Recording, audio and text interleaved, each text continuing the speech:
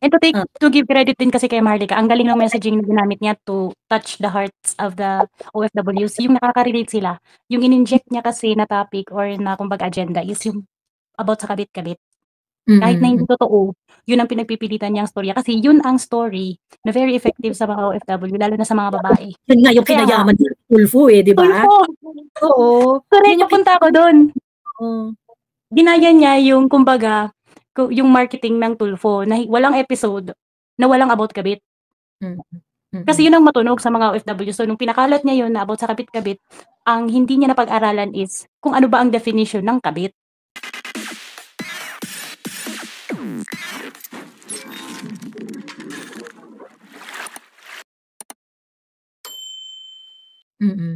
Doon siya na orlok.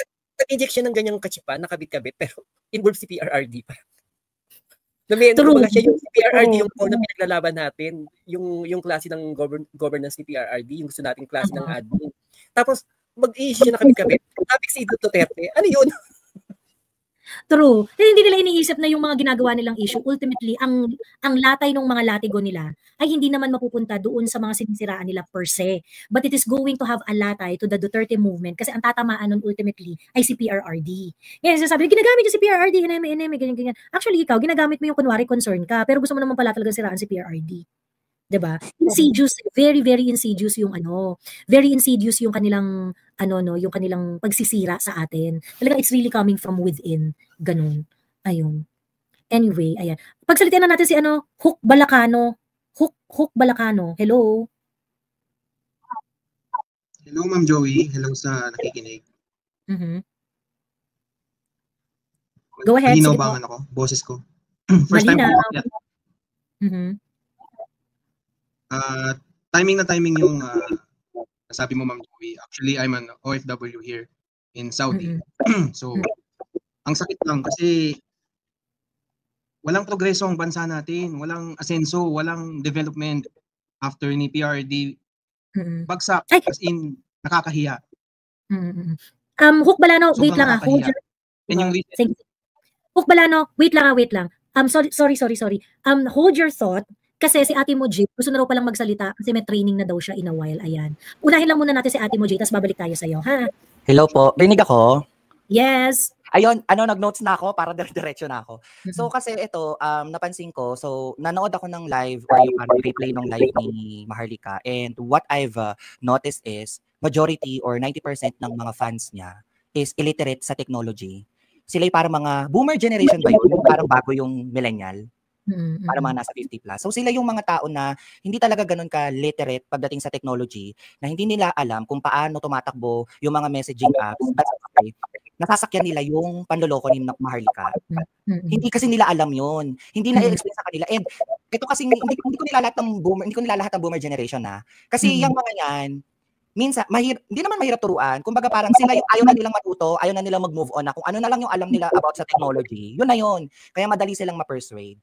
And then, comparing sa audience ni Ma'am Joey, mas marami kasi tayong techie dito at naiintindihan natin how the messaging app works. That's why we truly understand that Mother Canor is really lying. And then the question now is, why did Maharlika stop on doing contents on criticizing the government? Ako naniniwala na ako, I truly believe that they are now on the other side and paid by the Congress, especially Tambi. Paano ko nasabi? Kasi dinidistract na nila yung mga DDS vloggers eh. Example, alam kasi nila na si Ma'am Joey masipag mag-live, and in every content ni Ma'am Joey, iba't ibang issues ng government ang pinag-uusapan natin. Natakot silang mangyari is parang parami yung nagigising at nalalaman yung current situation na Pilipinas na we are not in good shape anymore. And then, if you are a true DDS, you definitely be on the side of the Dutertes wherein they talk about the current issues na dapat pinag-uusapan at pinagtutuunan ng pansin, like yung GAA, yung Maharlika Fund, etc. Hindi yung nakikisakay lang, di ba? And then parang ganito lang yan, 90% of the time, kung sino yung unang nang-akusa, minsan sila yung talagang may kasalanan. Like for example, di ba, joking aside, di ba kunyari, may umutot, kahit ikaw yung umutot, ang gagawin mo, umutot ka, no? Parang ganun siya. And this is like Joel Chua. Di ba, ang lakas makatira ng confi-fans ni Mama Inday Sara. Pero nangyari, siya pala ang may kalokohan. Nagpatayo ng barangay hall sa sidewalk, punyeta. Hindi maganda. And you know why these people like Edwin Hamora na super pink suddenly went to our side, like everyone our DDS? Kasi alam nila na pag DDS ang topic, talagang malaki at sobrang malawak ang audience at nakita nila yung opportunity para manloko at kumita. Pansin nyo ba? even the pinks and the reds. Di ba kung hindi nila babanggitin yung DDS or Eli Duterte, hindi pag-uusapan yung posts and contents nila, hindi papatok. So sana na-gets niyo yung logic kung bakit sila nakikisipat sa mga tunay na may tatak na DDS Kaya ako naiinis minsan, sa kulit nitong mga fans ni Maharlika, Diyos ko sayang yung oras na dapat nahihimay-himay na namin yung mga issue sa bansa na dapat pagtuunan ng pansin at kung ano yung dapat gawin. To be fair, Ate Mojang, they are also an issue that has to be resolved. Kasi ano to corruption din to Yes. Corruption din yung ginagawa nila. And this is something that has to be revealed. This is something that everyone should know. Na yung mga although itong mga hindi ba mga government official to and things like that, pero kasi busy tayo na busy tayo na mag-consensus building na maunawaan ng lahat ng mga tao ang issue ng bansa, and things like that. Pagkatapos, itong mga to, ang gagawin nila, i-distract nila tayo, para hindi natin magawa yung gusto natin gawin? Para hindi natin ma-reinforce yung public psyche tungkol sa mga national issues, 'di ba? So, kaya kailangan mo rin talagang bigyan ng attention tong mga to kasi nga their lies and their scheme must be revealed and must be understood by everyone. So, I know, I understand this can be toxic, but it really has to be talked about. Hindi nyo nga naintindihan what happened to TP 'di ba? Because somehow this is the same shit. It is the same shit. True. Alam nyo, parang lang yan, parang bahay lang yan. So, para tong DDS Kingdom or DDS, mga DDS, parang isang bahay. Ngayon, kung may kalat, hindi mo pwedeng sabihin, saka ka na, dun muna kami sa pinaglalaban ng bahay namin. Yung kalat sa bahay, wag muna. Hindi pwedeng ganun kasi mangangamoy. Dapat talaga linisin din. Otherwise, hindi ka makaka-move on. And palibasa kasi ito sa mga audience ni Maharlika. Ano ba? Hindi ba kayang makisabay ng brain cells nyo sa mga balitaktakan na ginagawa ni Ma'am Joey every night? Na masyado niya pinapatunayan sa amin na hanggang dyan na lang yung pang-unawa niyo. Kasi if you are really for the Philippines, hindi dapat ganyan ng attitude. Hindi dapat ganyan ng atake. Sa mga dapat na mas pinagtutuunan natin ng pansin, hindi dapat ganun. So if you really love the Philippines, stop it. Kumbaga, tigilan nyo na yung paniniwala kay Maharlika kung ang laging lang niyang content si Ma'am Joey at hindi na niya pinag-uusapan yung mga current situation ng Pilipinas. Huwag na kayo makinig sa kanya and then focus on our goal. Kumbaga, kahit pa paano she should be continuously called out. She should be continuously called out. Kasi to be fair dito kay Maharlika, marami pang naniniwala dyan Sa totoo lang kumbaga parang you also apprise people that this is the kind of person that you cannot trust. This is the kind of person na corrupt to the core. Na itong taong to, 'di ba, criticize sa gobyerno, ganyan. Criticize ka sa gobyerno, isa kang laksang corrupt. Isa kang luksang dishonest. 'Di ba? Ngayon, sa totoo lang, I'm starting to think na whatever it is na sinabi niya in the past, I do not know what is real and what is not doon. Ano yung exaggeration, ano yung hindi exaggeration, 'di ba? Di mo na alam Kasi yung ginawa niya sa akin, na minanipulate niya yung conversation namin, kahit pinakitaan ko siya ng picture ng ginrocery ko. Okay? Pero pinagmukha niya akong scammer sa lahat ng tao doon sa 2 transfer na binigay niya sa akin. Kasi parang ang ginawa niya, yung conversation na yun, tapos pinost niya yung 2 transfer as if yung 2 transfer na yun pertains to the April conversation. 'Di ba? Hindi naman yun, yung 2 transfer na yun is 2 different things. 'Di ba? So, ngayon, the mere fact na kayang-kaya mag-manipulate ni Maharlika ng mga ganyang kwento. Hindi natin alam kung ano pa yung ibang mga bagay na minanipulate niya. Hindi natin alam kung ano pa yung ibang mga bagay na she uses people, she tries to to use her whatever goodwill that she earned in order to fool the public. So, again, Maharlika is nothing. Ganito kasi yan si Maharlika, pag nawala na ang platform niya, Maharlika is nothing. Kaya ako, hindi ako takot mawala ng platform because my platform is not me. True. Alam mo yung kaya magbasag ng mukha at kahit mabura ako sa social media, wala akong pakialam because my platform is not me. Hindi ako mamamatay pag nawala yung platform ko. Hindi ako malulungkot pag nabura ako sa internet. Huwag kayong mag-alala. I-share ko lang yung history natin kay Maharlika. Ever since naman talaga, even sa TikTok tayo, DDS tayo, hindi natin type si Maharlika. Then matayo kay Maharlika. Ngayon, naging unity. May sarili tayong mundo pero hindi tayo nakikialam kay Maharlika. Nung ayaw nila kay BBM, tinitira nila si BBM, tayo pinagtatanggol pa natin si BBM, binibigyan pa natin ng chance. Inaaway nila tayo, di ba? Yung sila Open FDI, tapos yung naanak-anakan ni Edwin Zamora, inaaway nila tayo bigla. Tapos eventually, nung nagising tayo na talagang maloko tong si BBM, talagang nabudol tayo, doon sila nagsimula pumasok sa atin. Remember, umakit pa yan sa live natin noon sa TikTok. And then nagbento siya kung bakit siya, and then tayo naman nadala. Pero ngayon, yung mga istorya niya na yun, parang totoo kaya yun? Gawin niya yung mga pinagagawa niya sa inyo, baka mamaya yung mga yung gawa-gawa rin lang na istorya para makuha yung loob ninyo. Correct. Kasi nga, ang nangyari, ganito kasi nag-ooperate yung chismis ni Maharlika. May mga taong nagva-validate sa kanya, mga figures na medyo sikat din, na vina-validate tong si Maharlika. Ngayon, ang style ni Maharlika is this, gagawa siya ng compelling story. Compelling story, ganito, ganyan. Depende dun sa kanyang puting ahas. Okay? I think yung mga puting ahas ni Maharlika, no, na nagsasabi sa kanya ng mga story, mga legit naman talaga yon. Kagaya nung sa, extraction sa Turkey, yung mga ganyan, etos, ganun. Ang hindi mo lang talaga matras kung ano yung pagkakaintindi ni Maharlika dun sa kwento. Kasi nga, hindi naman siya katalinuhan. Ayan. So ngayon, since ganun nga yung ganun yung sitwasyon, ang nangyayari, si Maharlika, pag meron siyang sinabing kwento, and then dun sa 100% ng kwento niya, merong na-validate na 10%. Naka-ready na yung naka-ready na yung kanyang Maharlika network. Naka-ready na yung kanyang network na yung 10%, yung sinabi ni Maharlika, yung 10%, kunwari nagkatotoo, na-validate, ganyan. Maharlika, vindicated! Ganyan, mga ganun na agad yung mga comments sa, ganun na agad nila gino-glorify si Maharlika. Even if 80% of that story is still not confirmed. Diba? Even if 80% of the story is still not confirmed. Dahil yung 20%, merong lumabas na validation do sa 20% na part ng storya, they would only focus on the 20%. So it's actually very mainstream media, it's very MSM formula na may isang part ng storya na pagkatapos biglang nagsasabi na raw sila ng totoo. Ganon. Yun din po ang nangyari sa The Hague. Sa akin hindi siya mainstream media, para siyang Christopher Minute. Parang yung YouTube channel ni Mama Oj. Oo. Puro chismis lang. Oo. Tapos pag merong nagkatotoong isang part ng kwento, parang tama, 'di ba? Ganun agad. True. Ayun. Hindi consistent naman si Maharlika. Mag-lie. Yun. Well, anyway, ayun, may last words lang ako isa lang ako, Ma'am Joey, bago ko bumaba. I have high respect to elders kasi pinanday na ng panahon 'yan. Pero this time, paisa lang. Ikaw, Edwin Hamora, shootang inamers kang matanda ka. Hindi ka pa natatakot. Malapit ka ng kunin ng lupa. Magpakabait ka na lang. Gumawa ka na lang ng tama sa mundo habang may oras pa. Diyos ko, mas lalo ka mapupunta sa impyerno niyan sa ginagawa mo. Magpakabait ka na lang, be. Hindi ka ba natatakot? Malapit ka na lang muna ng lupa. Yun lang. Thank you po. Magandang gabi, everyone. Thank you, Ate Mojang. Kaso may problema si Edwin sa isip. Yung parang hindi niya matanggap pagka hindi siya yung last word. Pagka hindi siya yung kumbaga parang pag nakipagbardagulan siya, hindi niya matanggap na merong pang nasasabi yung kaaway niya. Ganon. Kailangan siya dapat para masabi niya na nanalo siya dun sa bardagulan. Ganon. Yun yung may disorder yan 'di ba? Yung parang anyway. Or malamang namamanipulate din po siya. Kasi yung nakikita ko po yung pattern ulit, yung nangyari kay Pebbles Talakera tsaka kay Harry Roque, I don't think it was a coincidence.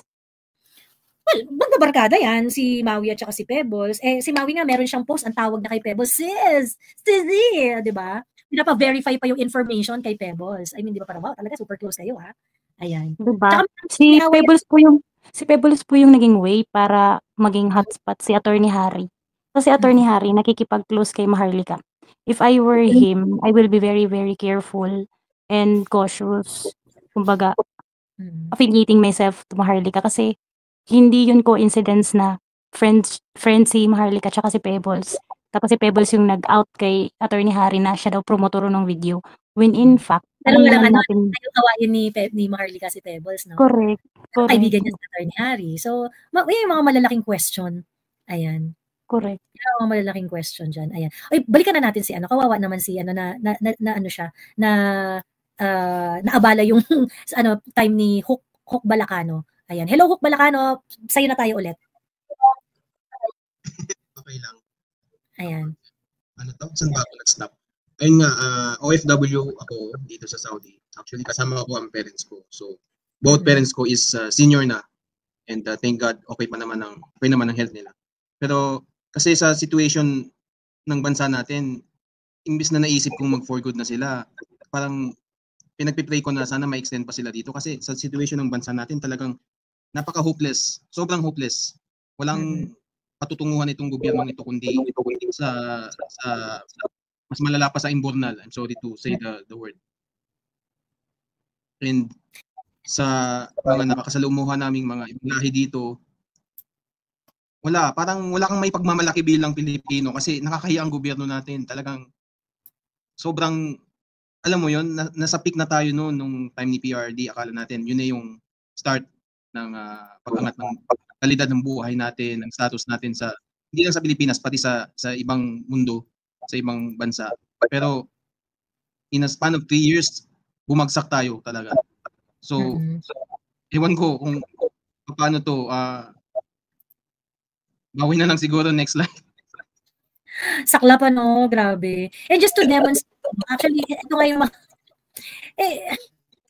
ito nga yung mga nakakalunos-lunos, Mamilayka, mag-comment ka dito sa mga pictures na ipapakita ko. Tang-inang yan. I mean, dadagdag Sa pa lang. time ni PRRD, tama si Sir si Sir na OFW sa Saudi. O yung boyfriend ko nasa Saudi rin, charot. Tama siya nung time ni PRRD, even yung mga OFWs natin sa ibang bansa, ang taas ng dignidad, hindi na sila inaway ng mga pag sinabi, Pilipino, Duterte, tapos sila, di ba? Ito ngayon, sa ginawa ni BBM sa US, totoo yan. Katatawanan tayo sa buong mundo. Ang diit ng tingin sa atin sa buong mundo ngayon.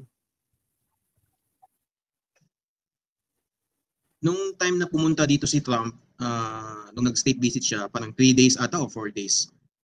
Magkano ang investment deal nila ng Saudi? Alam ko nasa 200 million plus billion dollars ang investment deal nila. Samantalang sa atin, grabe, napaka-unfair, asan ang kukote ni BBM? Asan ang talagang hinimod niya yung tumbong at wit ng kano. True. Wala naman talaga siyang interest para sa Pinas. Lahat yan para sa kanila lang at yung i-save yung asawa niya. Ito yung ito yung sabi ko nga isa sa mga tangible example ng kawalang sistema ng Pilipinas ngayon. This is Quezon City. So pagkatapos na bumaba yung baha, hirap pa rin makadaan ng mga sasakyan sa Araneta Avenue, corner Maria Clara Street sa Quezon City dahil sa baha at tambak na basura dahil sa habagat. Ngayong Martes, July 22, 2025. So when they reported this, already July 22. Okay? Matatandaan po natin na yung ulan po sa Metro Manila ay nung weekend pa. At malaki yung baha is noong Linggo, Lunes, Martes. 22 na to. So kahapon, the other day, although 24 na ngayon, madaling araw pa naman, ganyan. Hindi pa rin nalilinis. I mean, this is something na, nung panahon ni PRRD, medyo na-figure out na natin to eh. Na pagka merong mga ganyan, mabilis yung linisan, mabilis yung kilos, mabilis yung mga and we are back at this. Putya, ilang araw na nakalipas, pagkatas ganyan pa rin yung tambak. And of course, ang main fault dito is the LGU ng Quezon City. Kasi Quezon City naman tong area na to eh. Quezon City naman yung area na yan. Another manifestation na parang putang ina wala tayong kadire-direksyon. Itong si John Vic Remulla. Diyos ko, nakakaloka si John Vic. Talagang there is no sensitivity. Talagang walang parang Angkel, naintindihan namin nung nandun ka sa Cavite, pumapatok yan dun sa mga constituents mo. And I kind of know the reason kung bakit pumapatok yan sa constituent mo. Kasi syempre probinsya kayo eh. Pag probinsya kayo, kumbaga parang madaling kumilos. Pagka meron nagsabi sa'yo na, Gob, yung tulay dito sa ganyan kaya, mataas tubig, ganyan, or walang dito, ganyan. Then you can respond to it like, in the same on the same day, in an hour or so, mapupuntahan mo na yung humihingi ng tulong sa'yo. Kasi probinsya mo yan eh. Diba? But you are now a DILG secretary. At dahil nationwide na ang coverage mo, dapat alam mo na hindi kasi Superman. Alam mo na hindi mo makikita lahat dahil napakalaking scope na ang hinahawakan mo. So therefore, ang sensitivity sa ganitong level na kasi ng trabaho ay dapat mataas. Pagkatapos, na-call out si John Vic kasi si John Vic meron siya yung parang, sa mga nagkakabang, pasensya na ha, napasarap yung bog chico eh. Ito na, walang pasok dito sa mga ito na yung mga lalawigan na kineme, ganyan. You're trying to be cool, trying to be ganyan. And then, you would see your kabayan ngumangal-ngal, naglulupasay sa tabing ilog dahil yung mga animals niya lahat patay. Diba? Parang, ano ba naman to? John Vic? Parang, maging sensitive ka naman. You have to accept that in a national level, you cannot respond to everyone. That's just fact of life. And that's just, the level of efficiency of Philippine government. Hindi talaga kayo makaka-reply sa lahat ng mga hinaing ng mga Pilipino. Ganon. But, in order to parang, for you to, instead of being humble sa mga shortcomings ng gobyerno, mas inintindi mo pa rin na pangatawanan yung kakupalan mo, yung humor mo. Ngayon, you were criticized and you're not even sorry about it. Diba? I mean, ganitong level na yung meron yung Pilipinas ng mga public official. Puta, kinriticize ka na nga, sinabihan ka na nga, ayaw mo pa rin makinig kang putang ina mo ka. Anong gagawin natin? Diba? So, buong Pilipinas mag-a-adjust dito sa mga dark humor mo na hindi naman nakakatawa for so many Filipinos. Diba? Anong masasabi mo? Hook Balakano? Unahin natin Ayan. siya. Hello, Hook. Ayan. Kaya pala ito yung pangalan ko kasi shortcut ko lang. Hukbo ng bayan laban sa mga kano. Yun. Kasi naiinis ako sa mga kano. Talagang tinake advantage nila yung bobo din kasi itong si BBM eh. Hindi siya nag-iisip si BBM na itong kausap niya, businessman. Si Trump, veterano na to sa mundo ng business. And his experience, gagamitin niya to at ginagamit niya to sa position niya as President of the United States. Hindi siya nag-iisip, hindi niya ginagamit yung kukote niya, hindi siya marunong magbasa ng isip ng tao. True. Alam mo, ikaw na i-adam ko naman na isip niya yan, kaya wala siyang magawa. Wala siyang magawa kasi may something. Tingin ko may something kaya wala siyang magawa. Wala siyang bargaining power kay Trump. Ano ko lang doon, bakit pumunta ka pa ng US? Chika. Nag-aksaya ka pa. Oo. Nag-aksaya pa ng pera. Ayan. Anyway, ayan. Teka lang ha. Na lang niya. Oo nga, nag-usap na lang sila sa phone. Nag-usap na lang sana sa phone. Ayan. But anyway, ito po. Ako kasi ano. Ay, sige, go. Okay, thank you. Thank you sa pagkakya. Thank you. Pero may bago tayo pumunta dyan, batiin ko lang si Mono sa kasi si Haya. Ay, nagkita-kita ulit tayo rito. Charot. Yes. It's TikTok all over again. Hello. Ayan. Nauna si Mono. Hi, Ma'am Laika. Hi, Ma'am Joey. Good morning sa inyo. Good morning. Ayan. Teka, tapusin ko lang to, Mami Laika, para makakomment kayo ng makakomment dito sa mga kaputahan nitong nakarang nagbababagyo. Nag-uulan pala, naghahabagat. Ayan. I think this was on Monday, na nag-post itong Alaskan King Crab Manila, na nag-deliver sila ng king crab sa Malacanang. Putang ina. Ito yung araw na kung saan major part ng mga part na maraming mga lugar dito sa Metro Manila, binabaha na, ganyan. Pagkatapos, sarado pa ang DSWD. Hulyo 22. Walang DSWD, sinara. Putang inang yan. Saka nakakita na yung agency na supposedly magre-respond sa mga ganitong klaseng event ay sinara.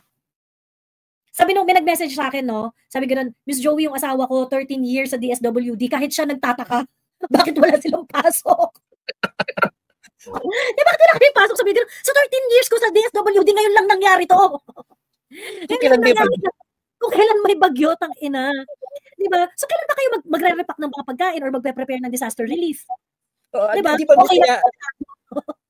Di ba, Mika, kaya nga, di ba, nung time ng si Tulpo nasa DSWD ba yun? O, tama ba? DSWD yung Tulpo na hindi na-appoint? Tapos, nakikipaglaban sa kanya si Mama Lenny. Hindi makaporma kasi nga masyadong, kung ever si Mama Lenny, mas ever yung DSWD noon. Pag may bagyo. So, ngayon, nagsara sila kung kailan may bagyo sa walang office. True. Kaya nga yung mga tao dyan sa DSWD, when you hire them, isa to sa mga understanding nila na kapag ka merong kalamidad, merong mga you are expected to that's part of the job description. May nag-argue kasi dun sa sa page ko na intindihin na lang natin, wag naman masyadong parang laban na laban kasi yung mga DSWD employees daw, mga tao din naman daw yan, may pamilya, etc., ganyan. So dun ko nasabi ko, actually may nag-message ko sa mga taga DSWD, kahit sila talaga nagtataka ba't wala silang pasok. Sa kami, naman, trabaho nila yan, ginusto nila yan. Trabaho nila yan. So, alam nila yung obligasyon nila dyan na kapag time na sakuna or marami nangangailangan, mas dapat present sila. Correct. Ayan. So, ayan na nga. Yung mga... Balikan natin yung Alaskan. Ang ina, no? Ang daming kaputahan itong bagyo na to. Sa totoo, inipon ko yan eh. Inipon ko yung mga kaputahan na, okay, so ito, nagpa-king crab. Wala, tone deaf talaga itong gobyernong to. Putang ina. Sa gitna ng kasagsagan ng bagyo, lahat binabaha. Pagkatapos yung mga Pilipino nag-aalala sa mga miyembro ng pamilya nila, ganyan. Tapos wala pang pagkain, wala pang relief operations, wala pang mga kung ano-anong mga mga tulong na nagsisipagdatingan sa mga na-stranded na mga kababayan natin. Tapos ikaw order ka ng king crab. Sa kami kahit walang bagyo kahit pa sabihin mong halimbawa walang bagyo. Bukod sa insensitive ka na, nagki-king crab ka. May bagyo na nga, dami na nga. Halimbawa walang nagugutom, walang bagyo. Kapal naman ang mukha niyo dyan. Ganyan kasarap ang handa. Totoo. Parang nung PRRD, di ba, parang hindi naman tayo mayaman bansa. Magtipid naman kayo kasi hindi naman yung pera yan. Diyos ko. Totoo. Correct. Eto pa. Diyos ko po. Sa katerbang kaputahan talaga, Mami Laika. Marami kasing pumuna na nung kasagsagan ng bagyo, okay? Kasagsagan ng habagat, sorry. Nung kasagsagan ng habagat, may mga nagkakabit ng mga tarp ni BBM para sa State of the Nation address. Kasagsagan ng bagyo to ha. Kasagsagan ng habagat to ha. Sorry, habagat. Kasagsagan ng habagat to. Pagkatapos yung DSWD mo sarado. Pagkatapos, wala pang kumikilos. Parang 22 pa lang yata nag-meeting tong cabinet ni BBM eh. Wala talagang ginagawa. Pagkatapos, nakuha mo na magkabit ng mga tarpaulin para i-plaster ang putang inang mukha mo sa lansangan ng Metro Manila para ipalala sa lahat ng tao na magsusona ka sa katapusan. Talaga ba? Pagkatapos, edi ngayon, eto paano, hindi tayo doon nagtatapos. Di nakakaputang ina na nga itong mga patarp ni BBM, ganyan. Nag-release pa ng statement ang executive secretary. At ang sabi ni Lucas Bersamin ay, the president is dismayed by reports that government personnel are putting up sauna-related materials in public areas while many communities are battling heavy flooding. Dismayed? Putang ina ang bobo ni Bersamin. Nag-release si Bersamin yan? Si Bersamin yan. Sa tingin niyo yung mga tao nagkakabit na yan? Naisip lang nila na kahit bumabagyo, kailangan ko ikabit to. Sa tingin nyo, malamang inutusan nyo yan, magalintik kayo. Alam ka naman kumilos yung mga government employees na yan na sila-sila. Oo, sila-sila lang. Diyos ko. Nakakaloka. Napaka-insensitive. Alam mo yan yung pinandirihan ko nung time ni Pinoy, yung pagiging insensitive. Lalo na pag may mga ganyang sitwasyon. Sa kakadirito kasi ngayong gobyernong to, garapal. Tapos, at the same time, sensitive pa. Huwag sana magkaundoy. Please, sana huwag magkaundoy. Pero tingin ko pag nagkaroon ng ganong klaseng malaking sakuna, masusubukan talaga ito. Sisemplang tong gobyerno. Big time. Mas big time pa kaysa sa nangyari kay Pinoy. Ayun. Totoo. Ayan. Anyway, alam ko marami kayong sasabihin. So, ibibigay ko muna ang floor kay Mono. Hi, Ma'am Joey. Hi sa lahat ulit niya. Ma'am Joey, few comments lang before ko iwan yung thoughts ko dito kay Maharlika. Kasi I've been critic talaga niyan, even sa TikTok. Even my followers know na ayaw ko sa kanya. Kasi nga, there's something wrong about how she disseminate yung information. Most of the time, laway niya lang yung puhunan niya talaga eh. And nakakainis for me na I cannot verify yung mga pinagsasabi niya. Kasi nasa kanya lang yung information. And then, nagkaroon talaga yan ng part, naging malaki ang part ni Maharlika sa Duterte movement, is nung nilabas nila yung supposedly video ni BBM na sumisinghot siya ng kung ano man. Na I still, up to this day, na I think that video is fake. Kasi na nagkaroon ng Toronto Maisog dito, I was able to see yung high definition video. Yung first time ko nakita yung video nun, something's wrong with it. Not because I'll find a way, Ma'am Joy. I remember nung nag-discuss tayo dyan, talagang hindi ka convinced na sa video eh, di ba? No, Ma'am Joy, no. Never ka na-convinced. Naalala ko kasi yan, sa hindi mo pera group, meron doon mga grupo na parang, no, it's not damning enough. Ganyan, hindi siya, yung parang, yung parang duda talaga sila doon sa video. Ang position ng iba, it is fake. Ang position ng iba na parang, even if it's true, wala siyang silbi. Kasi hindi naman siya ganun kadamning. Actually, ang value lang talaga ng video na yon is that we can use it to demand for the hair follicle test. That's it. Pero, whether it is true or not, kasi ako naniniwala ko, hindi talaga siya damning enough. Hindi siya damning enough. Anong tawag nito? There's something wrong kasi nung nilabas nila, ito guys don't get me wrong ha, baka magagalit naman sa atin yung sabihin naman ng group ng kubol ni Maharlika, tignan nyo, ngayon sinasabi nila hindi na addict si BBM. I'm not saying that. Definitely there's something wrong with BBM's health. But kung tingin nyo talaga ay nagsasabu siya or something, or cocaine or whatever, hindi enough yung video na yun. For me, it's not convincing enough. I think na-push pa yung hearing kay Sir JM. Mas nabigyan ng linaw yung mga points niya. Yeah, that's one of the best possible incriminating information against BBM. Pero, Ma'am Joey, if you remember kasi noong sa Maisog, Vancouver, nung first time nang nilabas yan, so everyone was excited. No? Kasi during that time, guys, let's be honest, we were looking for more voice to represent yung nararamdaman nating inis sa mga sa mga nangyayari under BBM administration. So doon pumasok ngayon sa scene si Maharlika. And then we were all hoping that whatever information na ilalabas niya, we will be able to use it against the government and it will have a damning effect against the BBM administration. Kaso I think, first time talaga na question ko yung kanyang motive is nung, yes, if the video is true, and I will admit na kung napatunayan talagang legit yan, I will admit na mali ang aking assumption. But let's be honest guys, knowing na ating Pangulo ay gumagamit ng illegal drugs and possibly it will affecting yung kanyang decision making. No? It's a really, Ma'am Joey, nakakalungkot to. Hindi ito something na dapat ikatuwa ng mga Filipino. Pero ano nangyari, Ma'am Joey, nung nilabas nila yan sa Maze of Vancouver?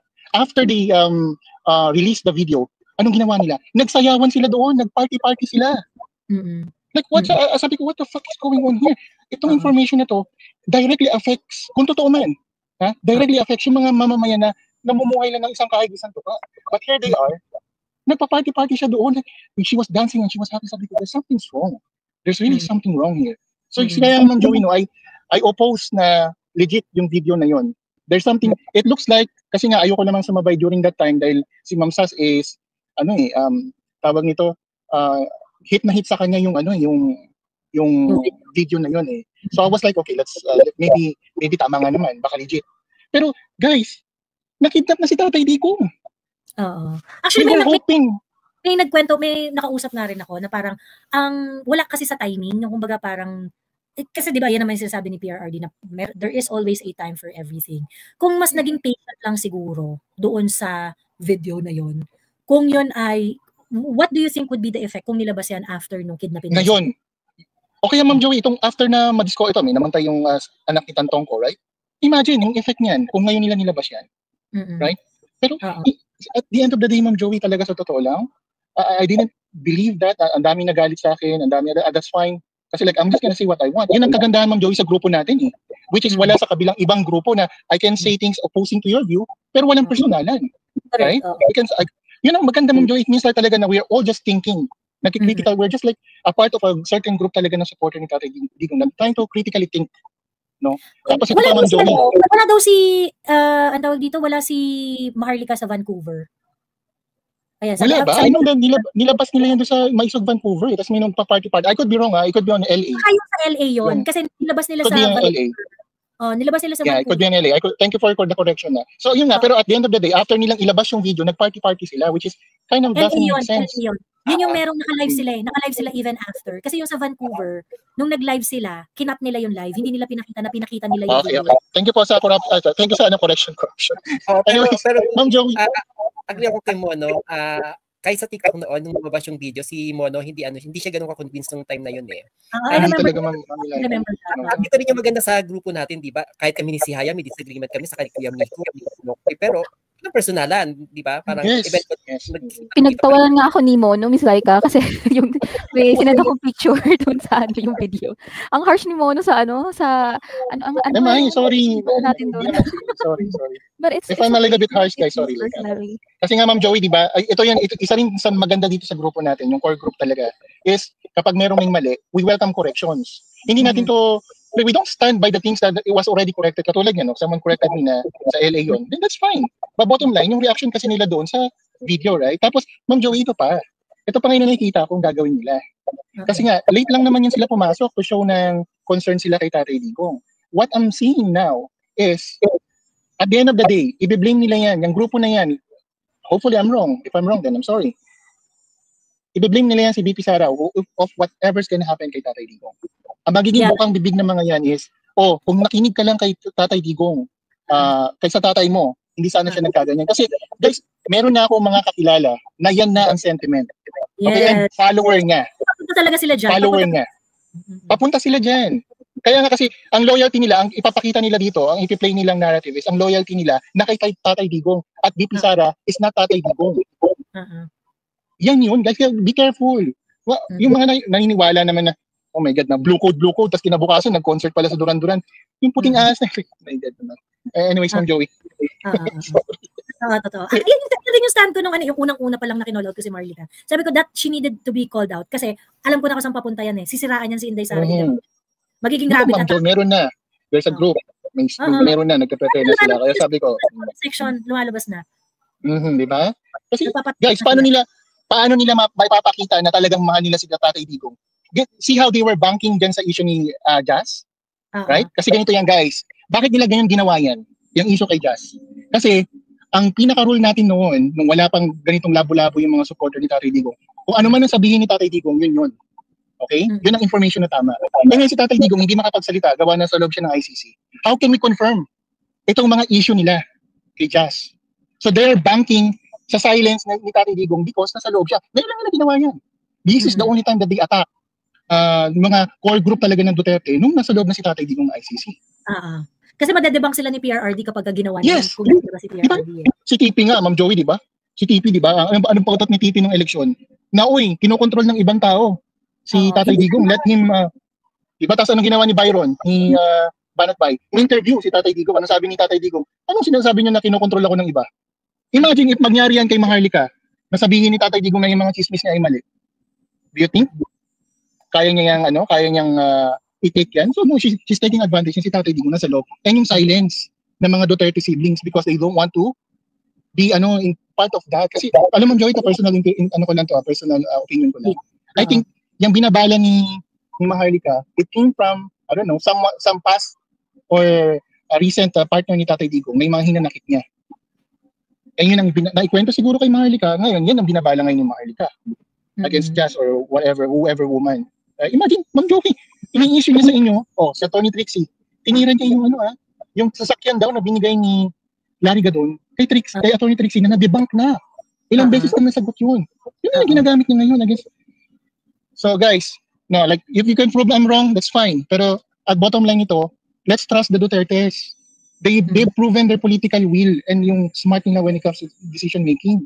So kung meron mang pagkakamali, si VP Sara, ito Ma'am Joey, pangunahan na natin para kung may mga pagkakamali man si VP Sara because she wants to stand on her own, ang may karapatang magalit sa kanya ay yung pamilya niya. Yan ang iiwasan nyo, yung people who's trying to represent a situation, trying to push for justice, nung hindi naman sila directly affected ng mga bagay na to. Nakita nyo ba nag-away-away yung magkakapatid, si Pulong, si Baste, si VP Sara? No, they're still like together because ganyan ng mga Duterte, even Tatay Digong knows na his kids will have their own decision. And he's letting them to do that. Sabi ni Kim Gorgeous, pero bakit niya pinoprotektahan si Jazz pero inaaway si Kitty? Kasi walang ginagawang mali si Jazz and si Kitty, mali talaga yung pag-release niya ng statement. Ngayon, if you're going to tell me na binibira ko si Kitty dahil dun sa statement niya, yes, binibira ko siya kasi mali talaga yun. Yeah, mali yun. Actually, ma'am, it gave a false validation sa ginawa ni you want to celebrate Kitty by doing that? You're not making her a good public, you're not making her a good public figure. Come on, guys, si Tatay Digong nga tinitira. Kitty, dun sa ginawa niyang yun? Saka Ma'am Joey, si Tatay Digong nga, kinocall out natin. Talaga sila mag-ina. Si Tatay Digong nga, Ma'am Joey, kinocall out natin. What pa yung sa mga anak niya lang na they're not like hasang-hasa when it comes to public, sa mga public discussion on political things. So, ito pa Ma'am Joey, before ako mag-mute, kasi marami akong gustong pag-usapan. Before ko na, iwan ko na ito si Maharlika, guys. Have you seen her tackled technical stuff that will make you smart? Especially itong tariff. Tinakil niya na ba yan? Yung pros and cons niyan? Wala. Anong topic niya? Sila Ma'am Joey pa rin. Kasi nga, yan lang talaga siya, guys. Hanggang laway lang talaga ang pumuna niya. Kaya wag niyong inumin. Wag niyong inumin ang laway. Wag niyong inumin ang laway ni Maharlika. Hindi yan something as a potion to make you smart. No? Ayun lang, Ma'am Joey. Tambay lang ako, Ma'am Joey. Thank you. Sige. Diyan lang. May pag-comment muna ako. Nakakatuwa lang kasi sa team natin noon. Halimbawa tulad nung dumating na si Maharlika, tapos ramdam ko pa rin like sila Kuya Archie, yan sila Mono. Medyo, oo nga, ganyan, medyo umana tayo kay Maharlika. Sino pa ito yung naglabas nung kondo-kondo noon? Si Jonathan? Si Sir Jonathan ba yun? Yung investigador. Tapos yung video. Pero itong mga ibang kasama natin, hindi sila convinced. Like, hindi sila convinced kila Edwin Hamora, kila Maui, parang kumakit, parang ano ba yan? May bonggang bardagulan nun sa Hindi Mo Pera Yan page. Na most of them nanonood rin doon sa TikTok, nagpa-participate doon sa TikTok. Talagang bardahan talaga kasi nga parang half of the people there are saying na you cannot just use that as parang hindi naman wala namang pinatunayan yung video, eneme ganyan yung mga ganong echos. Kumbaga parang hindi sila convinced na yung parang what is that video for, ganoon. In looking back, actually Pinoint out rin to na to be fair kay Banat Bay, no? Si Banat Bay marami siyang mga sinasabi na hindi ako agree. Pero naalala ko nung time na yon na merong usapan, kinwestiyon niya yung paglabas ng video sa mga maisog event. Because that's really a very, very crucial turn sa galit ng mga Marcos sa mga Duterte. So parang napunta yung galit ng mga Marcos sa mga Duterte kasi thinking na merong kinalaman yung mga Duterte dun sa video na yun. Ganon. So, and I think, yeah, that really makes perfect sense, no? Kasi yun rin yung time na nag-start na habul-habulin si, Attorney Harry Roque ng administration, Yung kinuwadcom na siya, finailan na siya ng kung ano-anong kaso. And I think that really jeopardized sa Attorney Harry Roque's senatorial bid. Kasi had key personnel been exercise patience during that time, baka nakatakbo pa si Attorney Harry Roque yung senator, baka nanalo pa si Harry Roque. 'Di ba? Ayun, kasi hindi siya maiipit, hindi niya kailangan magtago, hindi niya kailangan umalis ng Pilipinas. Ganun. So, anyway, that's Kabanggitin ko rin yung pagkalabas ng video tapos nag-party. Ang alam ko, naano rin natin yan parang kahit ako yung reaction, parang bakit ganun? Parang may sayad ba tong mga to? Naglabas ng ebidensya tapos nag-party. So parang nabawasan yung credibility ng party. Oo. Ay, yung video. Oo, kasi natatawa kayo kumalat ng video doon yung audio ng party habang piniplay yung video.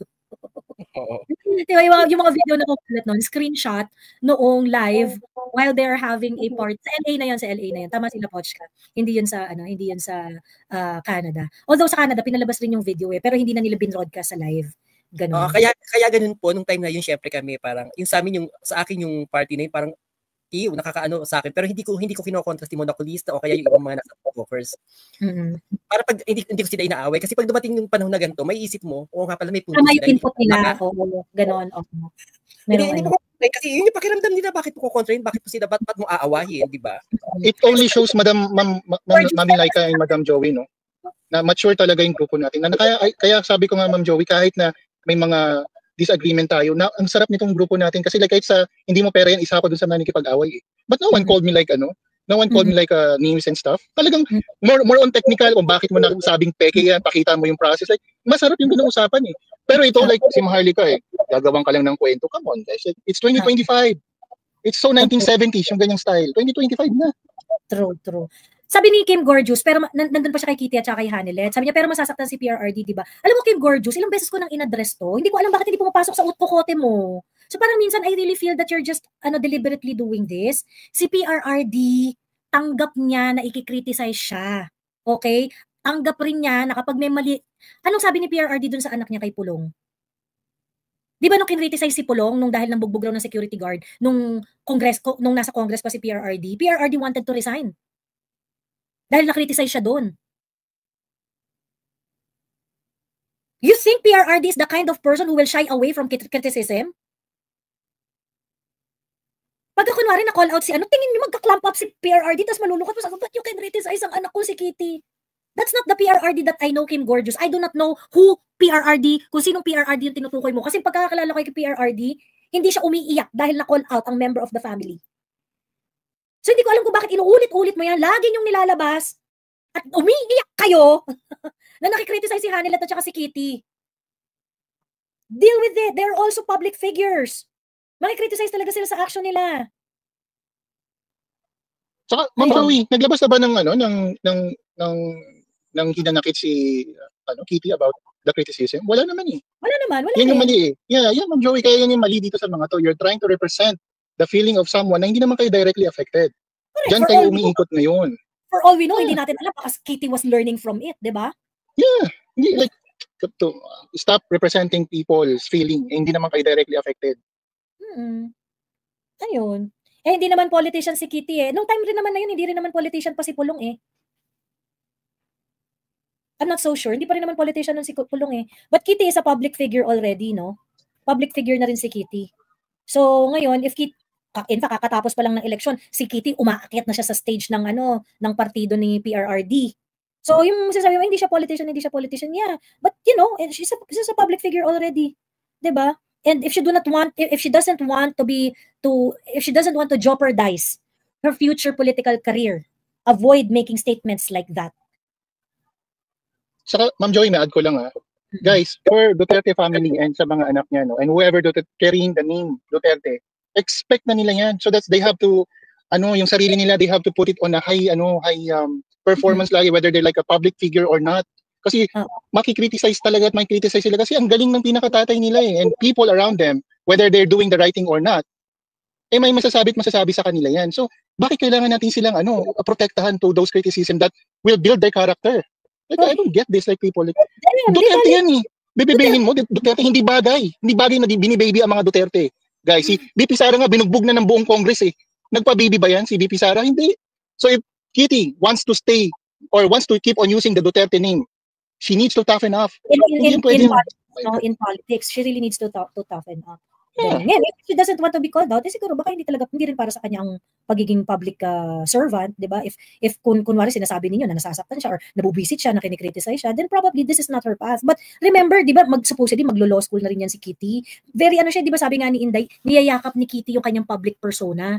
Di ba? So I really believe it is a preparation to something bigger that might happen to her career, to her political career. So yun yung yun yung parang, pagkatapos, bakit yung kinikriticize? Bakit yung inaaway si Kitty? Very so, much Ma'am Joey, wala naman tayong Yes, Ma'am Laika. Yeah. Sorry, Ma'am Laika. Ano ko lang to, add ko lang sa sinabi ni Ma'am Joey. Yung criticism naman natin, did we attack her personally? Wala naman eh. We're just trying to say na wag ka muna magsalita ng about dyan. Don't say, wag mong i-broadcast publicly. Yun lang naman yun eh. We did not say na, masama kang tao or corrupt ka or something. Wala naman like these people. Like, I can't understand talaga.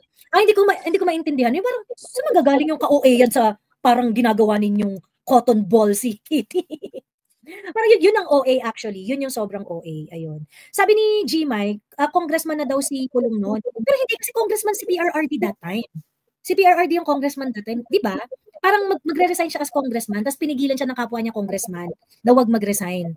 Hindi ba ganun yung story nun, G-Mike?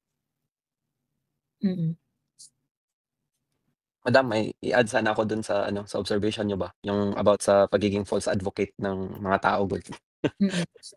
I-raise ko lang to kasi feeling ko taken root talaga to sa sa bayanihan spirit natin. Pero this is going overstretch na dun sa good trait na yon. Kasi ang napapansin ko sa mga nagko-comment yung they're so worried about exposure, friction sa mga sa mga kinakiti sa first family or sa previous first family pala or sa sa kung sino mang under public scrutiny.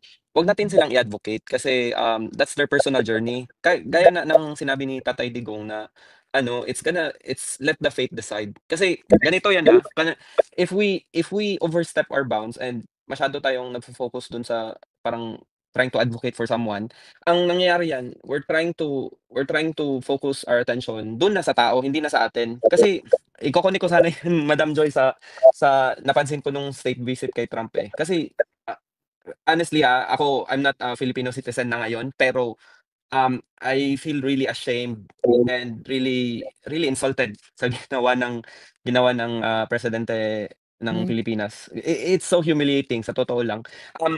I-break down ko sana pero if you wanna continue with that discussion, I'll wait for my time lang, Madam. Yeah, we will go back to the tariff in a while. Pag-usapan natin. Si Haya, go. Hello, maayong buntag sa tanan. A little may 3 notes ako, but a little note on yung the whole Hanilet issue kasi I'm also confused. Hindi naman ako into drama pero hindi ko alam talaga yun what the issue is. Pero parang based on what you said earlier na break na sila ni Tatay Diggs, gano'n. Sinabi ni Pulong kasi. Si Pulong nagsabi.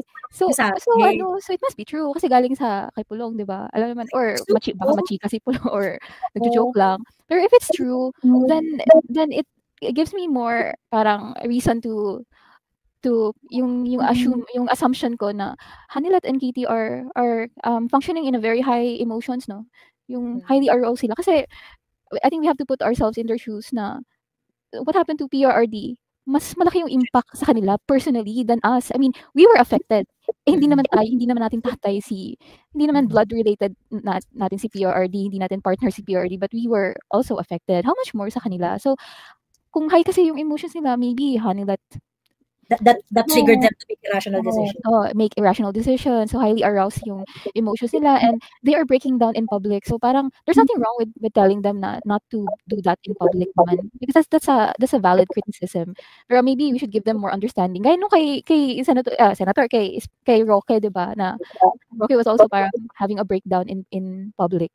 Kasi the cost of supporting PRRD is very high eh. And sila they are getting the hit from that more than us. Especially talaga sila. Kasi andun sila, diba? They are there supporting PRRD out in the open. I mean, malit lang yung cost sa amin. For me, I'm so sorry. I'm anonymous kasi. So parang, yun, like, ChatGPT ko kasi, Miss Joy, yung emotional influence can cause like impulsive decisions or reduce skepticism, yung ganun. So, baka talagang minamanipulate siya ni Maharlika, and yung trigger is si Jazz. So, parang, nagiging irrational na din sila, parang ganun. And so, parang dito, that could be a factor because this is stressful and things like that, ganyan. Pero, I for the sake of the movement, for the sake of the Duterte movement, I think that Hanilet and Kitty should put themselves in the same manner, or even not entirely the same, but similarly on how the siblings are handling themselves. Kasi hindi lang naman si Kitty ang anak rin naman si Pulong, si Baste at saka si Inday. So parang sa akin, parang, sige, bibigyan natin ng leeway dahil baka nasaktan niya, sila yung kasama sa Villamor and things like that, ganyan. But we have to take into consideration that there are 4 siblings here, di ba? 4 yung siblings dito. And I think, it is already 4 months and feelings should have been processed at this point. And parang pinaninindigan naman nila. Paulit-ulit kasi yung kay Hanilet, mukhang pinaninindigan naman niya. Ayun, yung kanyang pagka I don't know, pagka scorn, scorn ex, baka ganun. Mataas yung emotional investment and attachment nila eh. Kasi she was publicly known as the partner, diba? So parang, I don't know, I hope someone gives them yung close family nila kasi walang, I mean, they shouldn't be affected sa opinion natin sino ba tayo sa kanila, diba? Pero I really hope someone close to them can give them give them guidance. Guidance and good advice. At kung ibebenta niyo yung bahay, sana na lang bilhin na lang ni Bongo. Marami na siyang pera. Diba? Ako, yun yung decision na yun ni Hanilet doesn't sit well with me. Yung ibebenta niya yung property dahil wala na silang pera. Parang for me, Hanilet is always regarded by PRRD as a very good businesswoman. So ako, for me, I think she can definitely find ways on how to raise funds by not necessarily giving up that property. However, dahil siya naman yata yung kasi naniniwala naman ako na Hanilet is not going to sell a property na hindi kanya. Hindi naman boba si Hanilet, no? So I really believe that she would have a legal right in one way or another para ibenta yung property na yan. Ang pagkakaalam ko, the property is under Kitty's name. So, if it is under Kitty's name at hindi pinanindigan rin ni Kitty na parang, wag muna to. Hanap muna tayo ng ibang paraan para makahanap ng pera. Ilas na natin yan, ganyan. If Kitty didn't stand up doon sa sitwasyon na yun, medyo may question mark din doon sa isip ko kasi parang, mga bakla, yung tatay ninyo, of course, syempre, he is a father to you. Para kay Hanilet, jowa si PRRD para sa kanya. Pero ang big part ni PRRD is that he is a leader of a Duterte movement.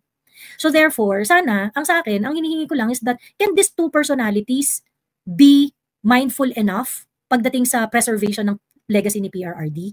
Kasi parang for me, it looks like yun yung kulang sa kanilang dalawa. They do not care about PRRD's legacy. Diba? And for that reason, medyo parang, okay, kung tingin ninyo, yan ang problema ninyo sa pera at hindi nyo naiisipin yung legacy ni PRRD, go ahead. Pero, I don't think it's about the money talaga, Ms. Joy. May emotions talaga involved nito and they're not thinking straight. Hindi sila rational sa decision na wala naman daw, alam daw ni PRRD yung pagbenta dun sa property. Tapos, syempre, saan daw sila kukuha ng pera kaysa naman daw wala naman daw silang libro na pwedeng ibenta. Excuse lang siguro yung the money part. Pero the main is baka yung bitterness or trying to channel her anger, yung ganun. So I hope na I don't know, I hope someone is checking on their mental health kasi kung tayo nga di pa affected sila pa kaya. May ganito pang issue. So yun, moving forward from that, Ms. Joy, yung note 2 ko is yung mga ang tahimik ngayon, walang nagtatawag ng nasaan ng Pangulo. And it matches with the whole, yung sinabi ni Ms. Laika kanina yung buti pa yung mga yellows kasi at least mas worse ngayon ng BBM talaga, no? Kasi yung mga yellows kasi at least before mga churchy sila, mga pare-pare ganun. May mga konsensya pa sila. Kahit mga hipokrito sila, may mga konsensya pa sila, pero ngayon wala talaga, no, grabe. They're like parang I feel like everyone in the top na ano, except for Visaray, mga psychopaths, gano'n. Wala talaga silang pakialam. They're just there for money talaga. Wala talaga. No, parang walang functioning. And ano, and also the pinks and the yellows and the reds. Wala naghahanap kay BBM. Walang ano, hindi ko nga alam na ano na many parts of the Philippines were flooding kasi yung mga pinks sa social media feed ko, tahimik lang sila. Parang doon lang sila nag-iingay pag if PRRD or maybe VP Sara will eat lechon, parang ganun doon na sila nag-iingay. Nakakaloka. So, yung next note ko, Miss Joy, is another drama na hindi I'm also kind of confused is this whole criticism sa'yo na you're earning from blogging as a political pundit. Namin double agent. Parang gano'n, solicitation. Parang, personally, I've never been solicited from you. Yung one time na message sa akin, you were asking me if I wanted a shirt and I declined kasi yung gusto ko tote bag. Pero wala pang tote bag sa panahon na yun. Ikaw yung nag-decline. Ako pa yung gusto kitang bigyan. Tinanong mo ako, nag-sign up ka na ba sa ano? Yung parang Google Form ko, pass mo na ako sa t-shirt. And gusto ko yung tote bag. So pero I really don't get this whole criticism kasi what's wrong with earning from this from YouTube, no? Or other yung mga nagbibigay, like yung before, di ba, yung nagbigay ng 50 kasi yun lang yung kaya niya.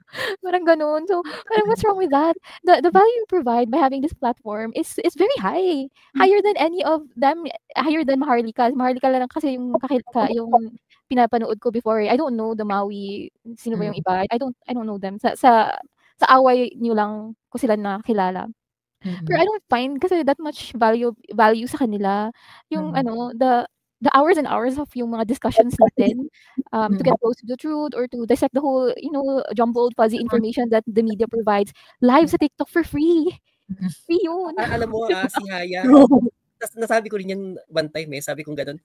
Parang may tiwala ako kay Mami Joey kasi sa TikTok kami nagkakilala ever since. Hindi naman nagsulisit sa akin yan. Kaya pa nga libre. Parang magpakita ka lang, Mami. Libre kita o kaya sundin kita. Hindi never nagsulisit sa atin. So, ano sinasabi niyong nagsusulisit? Tsaka, naalala ko pa, parang may part na mga 2023 na may binibenta kang sardines ba yun? Pero parang sa live nakalimutan mo nga binibenta kang parang sardines ba yun? Papabenta, oo. Hindi, yung di ba sa TikTok may market, tapos may parang red, yellow basket na. Yellow basket, tapos, lagi akong pina-plug ni TikTok. Sabi, magbenta ka. Tapos tinanggal yung privilege ko na magkaroon ng yellow basket sa live. Ganon. Ayun. So what's wrong with earning or if you value something, the value that you have, Miss Joy, is higher than a lot of these yung mga journalists nga na nasa big media or mainstream media kasi we are discussing the information in depth talaga. Talagang dinadissect talaga. Wala naman sila dun kasi of course they depend on mga ads, 'di ba? Yun. So what's wrong with earning from YouTube? Kung ganito, if you find value over something and supporting it, that's good. That's good. You support what you like, 'di ba? Si Haya nung time na medyo malaking pangalan na si Mami Joey sa TikTok, tapos hindi pa siya nagmo-monetize. Kami pinagsasabi na, hindi ka nagmo-monetize? Hala, diba? Naalala ko yun, Miss Like. Naalala ko yun. Ang taas ng value. Sobrang wala talaga yung monetization doon. Tapos lagi parang qualified dyan. Lagi ako disqualified dyan because you violated community guideline. Ganyan. Dahil sinabihan ko ng idiot yung isang commenter. Ganon. Saka Ma'am Joey, at the end of the day, dagdagan ko lang yung sinasabi ni si Aya. Pera naman yun ng advertisers, hindi naman pera yan ng taong bayan. Hindi naman yan na solicit from the OFW na tinira ko rin ng tinira sa TikTok. Sabi ko noon, huwag kayong pupunta dyan sa EDSA Friday dahil hindi yan para kay Tatay Digong. O ngayon, inawin nyo ako ng inaway kasi sabi nyo, hindi EDSA yan, EDSA represent the failure of the yellow movement. Bakit kailangan natin dyan ipagsiksikan ng sarili natin dyan? If we have to start our own movement, do it in a place na hindi related sa kung anumang failed social movement noon. So, sorry Ma'am Joy. Yan naman. Basta lang, Miss Joy, like, so to everyone here, kasi before pa, yung medyo konti-konti pa lang tayo ng mga, mataas na yun, mga 200 mga viewers sa TikTok. Kasi alam ko sila Miss Saika, mga OG kayo Pero yung value, the time and the intellect, that's very high. Yung mga detractors, meron ba sila nun? Wala. They try pero wala masyado. Basta the courage to be to be out in the open, Miss Joy. Kasi naalala ko, I told you before, mga 2023, sinabi ko, napaka-courageous mo talaga, Miss Joy. Kasi you're out in the open eh. You can be targeted personally. You're putting yourself to be targeted talaga. Kasi I am being targeted. You have been targeted. Diba? Na HOR na kayo. Oo, tsaka kinakasuhan na nga kami, di ba? Tapos nakakaloka kasi ganito pa yung ginagawa nilang twist ng story. Ganon. Kasi I mentioned dun sa live ko, previous live ko, na parang meron akong 3 cases na inaasikaso ngayon. Isa, ako yung nag-file. Pagkatapos, yung 2 filed against me. Ganon. So, bali 3.